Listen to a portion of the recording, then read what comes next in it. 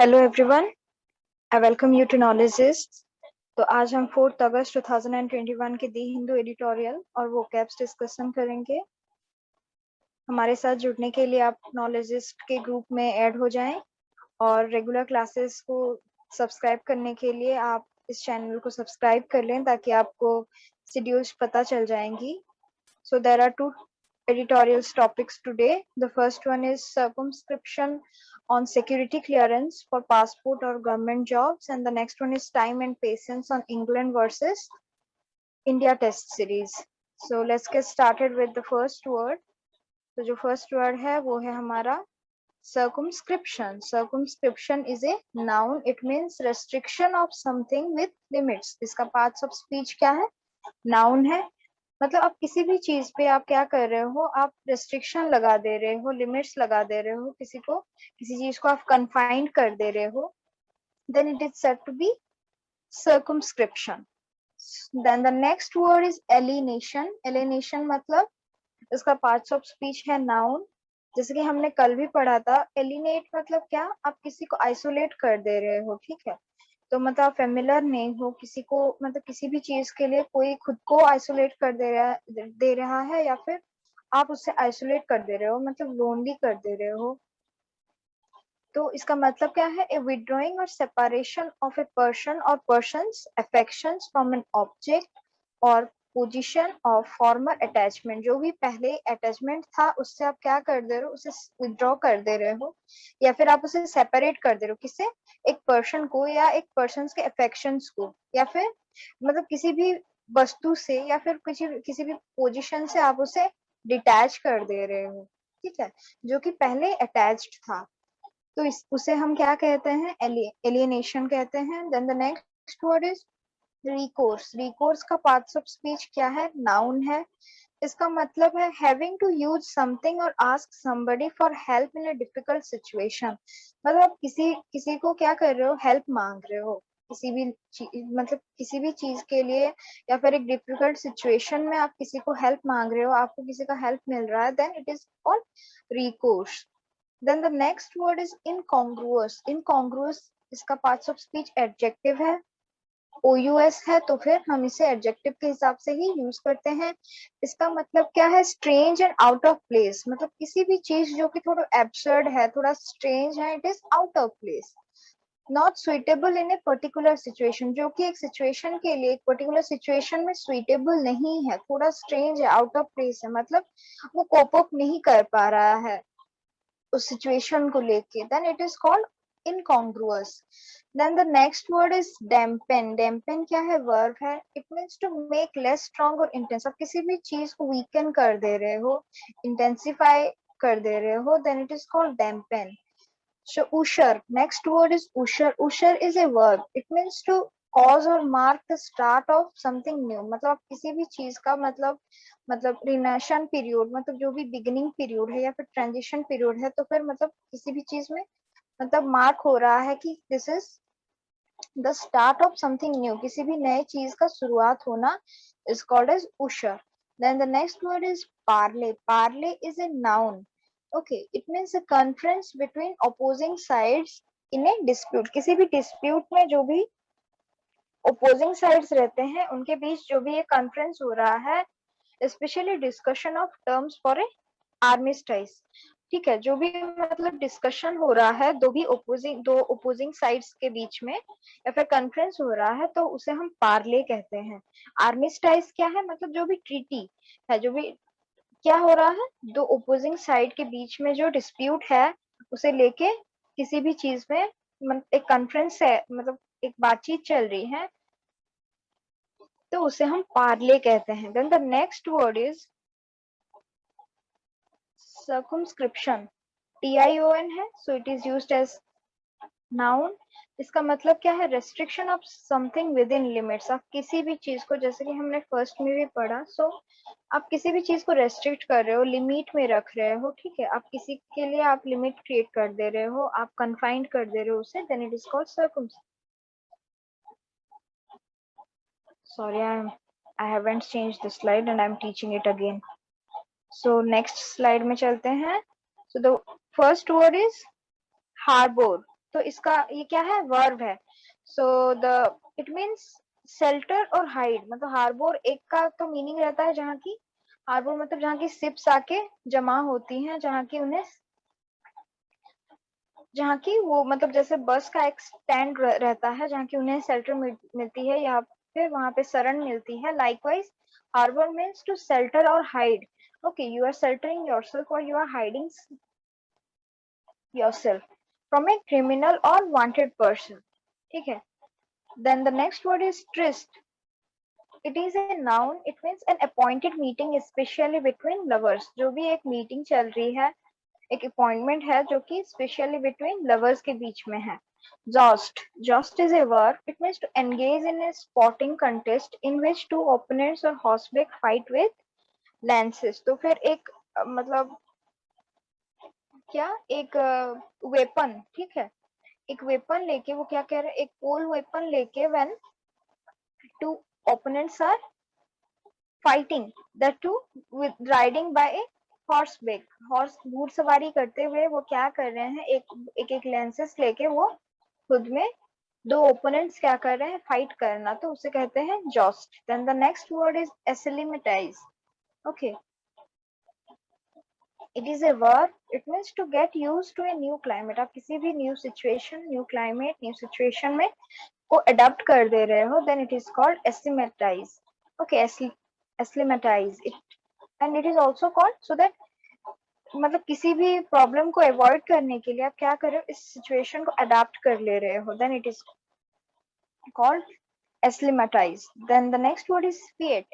It means, it is a noun. It means an achievement that requires great courage. किसी भी चीज के लिए, किसी भी अचीवमेंट के लिए जो courage चाहिए, जो skill चाहिए, जो strength चाहिए, उसे feat कहा जाता है। Then whimsical. It is an adjective. It means acting or behaving in a capricious manner. मतलब आप sudden या फिर unaccountably आप क्या कर रहे हो, आप sudden एक एक्शन या फिर बिहेवियर में आप चेंजेस ला रहे हो, then it is called whimsical. Then the last word is augurs. Augurs, it means a verb, ठीक है। तो मतलब ये क्या है, इसका मतलब है, मतलब किसी भी इवेंट या सर्कमस्टेंस में आप जो भी मतलब अच्छी या बुरी आउटकम रहती है उसे हम ऑगर्स कहते हैं। Then the next one is exalted. Exalted क्या है, एक एडजेक्टिव है। It means of a person और देयर रैंक और स्टेटस एट ए हाई और पावरफुल लेवल, मतलब जो भी लोग, मतलब जिसका एक हाई रैंक या स्टेटस है जो कि बहुत ही पावरफुल है। Then the next word is aberration. Aberration TION है। So the parts of speech of this term is noun. इसका मतलब क्या है, a departure from what is normal, usual और expected, typically and unwelcomed one। तो फिर आप किसी भी जगह जहाँ के आप unwelcomed हो, usual हो, जो कि expected, मतलब typically कहीं से आप डिपार्चर ले रहे हो, ठीक है, तो इससे हम कहते हैं aberration. Then the last word is tilt. Tilt is a verb. It means to move or cause to move in a sloping position, मतलब आप एक स्लैंट हाइट में मूव करना, ठीक है। टिल्टेड मतलब क्या, थोड़ा टेढ़ा जो रहता है उसे हम टिल्ट कहते हैं। सो उसी पोजीशन, वो स्लोपिंग हाइट या फिर स्लैंटिंग पोजीशन में आप क्या कर रहे हो, मूव, इट इज मूविंग और it is cause to move, तो फिर उसे हम क्या कहते हैं, the earth moves in a tilted, revolves in a tilted manner. तो फिर वो टिल्टेड है, थोड़ा सा टेढ़ा है, तो हम उसे टिल्ट कहते हैं। So let's move to the first editorial. So इसमें क्या दी गई है, it is about circumscription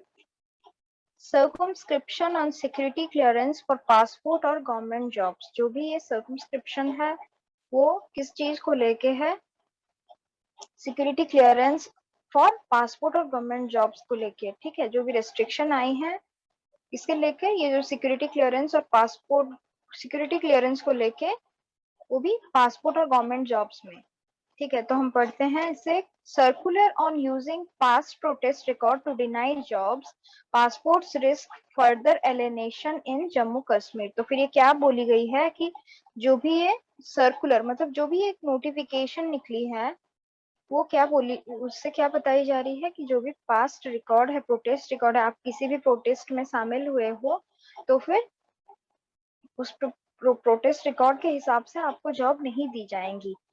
ठीक है, तो इस passport risk further alienation in Jammu and Kashmir, आपको जॉब नहीं दी जाएंगी, पासपोर्ट नहीं दी जाएंगी, तो इसमें रिस्क कहाँ की बढ़ रही है, जम्मू एंड कश्मीर की, क्योंकि अभी अभी वो लोग मतलब मिलजुल के रह रहे हैं, and if this things will start then they will alienate themselves from this. Okay, तो फिर वो क्या करेंगे, खुद को इससे मतलब आइसोलेट कर देंगे। अगर वो इस चीज को प्रोटेस्ट को लेके ये को लेके अगर जज करेंगे, उन्हें जॉब नहीं देंगे या फिर प्रोटेस्ट के जो पासपोर्ट नहीं देंगे, तो फिर so let's read.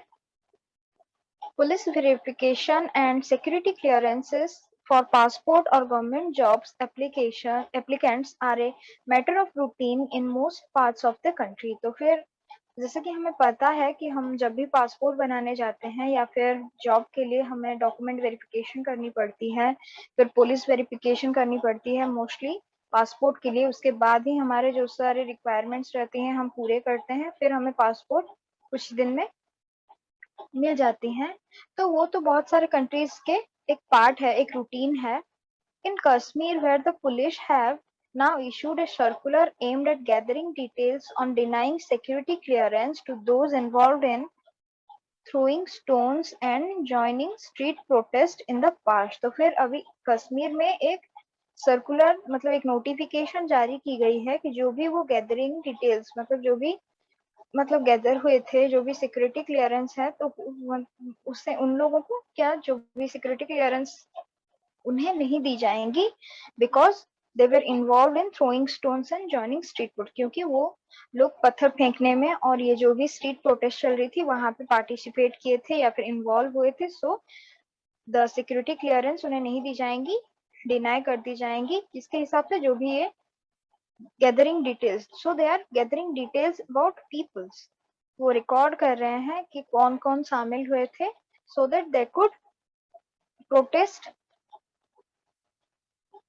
and deny for their security clearance। The exercise may not be out of the ordinary, but it could result in the serious prejudice to the aspirants of many young men and women। तो फिर ये मतलब जो भी है, it will क्या, it will harm the aspirations of many, जो भी ये यंग मैन एंड वुमेन्स हैं उनके एस्पिरेशंस को ये सीरियसली हार्म करने वाली है। The circular which asks CID special branch fields units to ensure that any subjects involvements in law and order incidents and related crimes be specifically looked into, and also to collect digital evidence from the records of police and security forces, suggests that the administration is quite serious about preventing those with a likely link to protest in the past from either entering government services or traveling abroad। तो फिर ये जो भी circular, ये जो भी notification जारी की गई है पुलिस के द्वारा, उन्होंने क्या किया है, सीआईडी के जो स्पेशल ब्रांच फील्ड यूनिट्स हैं उन्हें एंश्योर करने के लिए बोला गया है कि ये जो भी मतलब इंसिडेंट्स में शामिल हुए थे, whether it be related to crimes या फिर जो भी मतलब डाटा उन्हें प्रोवाइड की जा रही है, उनके एविडेंस और रिकॉर्ड्स को वो रखें, ताकि जो भी ये सीरियस, बिकॉज दे आर, वो बहुत सीरियस है इसे प्रिवेंट करने के लिए, कि जो भी ऐसे मतलब क्राइम्स में या फिर इस इंसिडेंट्स में शामिल हो रहे हैं, प्रोटेस्ट में शामिल हो रहे हैं, उनको गवर्नमेंट जॉब भी ना दी जाए और पासपोर्ट भी ना मिले, ताकि वो ट्रैवल मतलब अब्रॉड ट्रैवल ना कर पाए। ठीक है, so it is a good initiative rather, but it will harm the, as it is given, then it will harm the aspirations of many young men and women। So reports suggest that the official list of street protesters swelled between 2008 and 2017 to include nearly 20,000 people। तो जो भी ये records हुई है street protesters के ऊपर 2008 से लेकर 2017 में, तो नियरली कितने रिपोर्ट्स आए हैं, 20,000 peoples are already included, were involved in this things. ये भी जो भी प्रोटेस्ट हुई थी उसमें 20,000 लोग इन्वॉल्व थे। On the face of it, the decision to subject applicants for passports and jobs to scrutiny is not illegal। पर इस ये जो पास्ट जो भी हुई है उससे लेके इस डिसीजन को करना और लोगों को जॉब और पासपोर्ट देने से मना करना is not, means it is illegal। Okay, under section 62 of the Passports Act 1967, passports can be denied to applicants for various reason. ये जो भी सेक्शन के अंडर जाता है, ये पासपोर्ट एक्ट जो कि 1967 में इंट्रोड्यूस हुई थी, उसके हिसाब से क्या बोली गई है कि आप डिनाई कर सकते हो एप्लीकेंट्स को due to some justified reasons like including the likelihood of engaging in activities prejudicial to country sovereignty. मतलब जो भी है, अगर आप किसी भी ऐसे एक्टिविटी में इन्वॉल्व हो जो कि मतलब हार्म करेगी कंट्री की सोवरेनिटी इंटीग्रिटी को और डिटरमेंटल टू इट्स सिक्योरिटी को हार्म करेगी, हैम्पर करेगी, तो फिर you can directly deny the applicants for giving them passports. तो आप पासपोर्ट्स के लिए इन्हें प्रोवाइड करने के लिए आप मना कर सकते हो. Further those convicted in the proceedings 5 years or against whom proceedings are pending before any criminal court are also candidates for refusal. बस वो ही नहीं जो कि कंट्री के सोवरेनिटी इंटीग्रिटी और सिक्योरिटी को हार्म करे, बल्कि वो लोग भी जो कि कन्विक्टेड थे, जो भी मतलब क्या 5 years से जेल में थे और जो कि अभी मतलब जिनके लिए जो भी लोग जिनके मतलब कोई भी क्रिमिनल केस पेंडिंग है, उन लोगों को भी आप रिफ्यूज कर सकते हो पासपोर्ट प्रोवाइड करने से. There is legal recourse for those affected as the act allows them to approach the trial court for a no objection certificate to get a passport. तो अगर आपको लग रहा है कि मतलब आप ठीक हो या फिर आपको मना कर दे रहे हैं, तो फिर एक आपके तरफ से भी आप एक क्या एक एक्शन ले सकते हो. And the act allows the passport act also allows to you to approach the trial court. आप कोर्ट में ट्रायल के लिए जा सकते हो ताकि आपको वहीं से एक नो ऑब्जेक्शन सर्टिफिकेट एक मिल जाए और फिर आप पासपोर्ट ले सकते. अगर आपको वहां से एक नो ऑब्जेक्शन सर्टिफिकेट मिल जा रही है तो आपको फिर से पासपोर्ट प्रोवाइड कर दी जाएंगी. In the backdrop of the union government's outreach to revive political activity preparatory to elections, it is quite incongruous that such a far-reaching measure that would dampen the hopes and aspiration of 1,000 people is being pursued. तो फिर ये जो भी initiative है, जो भी मतलब decision ले रहे हैं, that will dampen the hopes. dampen मतलब क्या है, हमने पढ़ा था as dampen means it will intense, it will make them, it will weaken them. okay, तो उन्हें वीकेंड कर देंगी उनके होप्स को और एस्पिरेशंस को. किनके, जो भी ये 1,000 लोग इन्वॉल्व हैं. कितने लोग इन्वॉल्व हैं? As we read nearly 20,000 peoples are involve and this will weaken their aspirations and hopes. The government's position is that the alteration of the status of Jammu and Kashmir in August 2019 has ushered in a new era of development and prosperity. तो फिर ये जो भी मतलब क्या जो भी ये उसके बाद मतलब एक अल्टरेशन आई है स्टेटस में जम्मू एंड कश्मीर में, जो कि एक नया ईरा लेके आया है okay of development and prosperity. So हमें क्या करनी चाहिए, इससे डेमोक्रेसी मतलब it is the time to strengthen the grass root of democracy. तो इसमें हमें rather than doing such things we should strengthen the democracy. मतलब ग्रास रूट हमें strengthen करनी चाहिए जम्मू एंड कश्मीर की. It was a part of this process that Prime Minister Narendra Modi invited leaders of union territories, political parties in June for a discussion, despite their obvious disappointment that the restoration of statehood is likely to be considered only after polls to the Legislative Assembly. तो फिर ये जो भी हुई उसे पहले एक union territory था, फिर उसे एक क्या मतलब जो भी ये स्टेटहुड का मतलब ये दे दिया गया था, स्टेटस दे दिया गया था, तो उसके बीच बहुत सारे मतलब एक डिस्कशंस हुई हैं. सो obvious disappointment of the restorations. Then the assembly, the parley did create some cautious optimism about a fresh political process. So now they are cautious to optimize a fresh start. Okay, जो भी political process है वो से लेके वो क्या करना चाह रहे हैं, they are trying to create a new political process, bring a fresh political process in Jammu and Kashmir, where the admirations to pursue this circular jealously there is a danger that it may revive the sort of alienation among the youth. तो फिर ये जो भी admiration pursue की जा रही है तो जो भी नोटिफिकेशन जारी हुई हैं, so it will revive the short of alienation, मतलब जो भी इन्हें आइसोलेट कर देंगी, किन्हें, जो भी ये यूथ हैं उन्हें।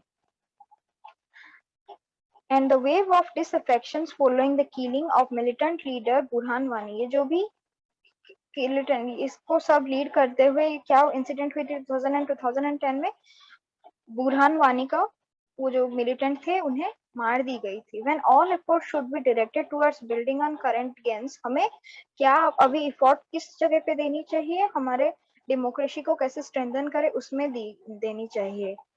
Nothing ought to be done to make those still harboring, for whatever reason, a sense of betrayal feel that some fresh collective punishment is in the bank. तो हमें ऐसे पास्ट को लेके, पास्ट के जो भी मतलब प्रोटेस्ट थे, जो भी इन्वॉल्वमेंट्स थे, उसे लेके अभी प्रेजेंट में एक फ्रेश स्टार्ट करनी चाहिए, ना कि उसको लेके कोई कलेक्टिव पनिशमेंट हमें मिलनी चाहिए। So it will create a betrayal feeling in the among the persons. So आप हमारे साथ जुड़ने के लिए टेलीग्राम ग्रुप में ज्वाइन हो जाएं, इस चैनल को सब्सक्राइब करें, नॉलेजिस्ट ऐप डाउनलोड करें। बहुत सारे नए आरआरबी के जो न्यू बैचेस स्टार्ट हो गई हैं, तो आप ये बहुत मैंने 50 डेज के सेशंस हैं, आप न्यू 10 कोड यूज करके आप 10% ऑफ भी पा सकते हो। आपको जो भी बुक्स, स्टडी मटेरियल्स और आर्टिकल्स रिलेटेड सारी जानकारियां आपको नॉलेजिस्ट के जो चैनल में मिल जाएंगी, तो हमें फॉलो करें। Then the next editorial is about time and patience on England versus India test series. तो आप ये क्रिकेट के बारे में है, आप इस खुद पढ़ लें। So thank you and kindly subscribe this channel, follow us and like this video. Thank you. Have a good day.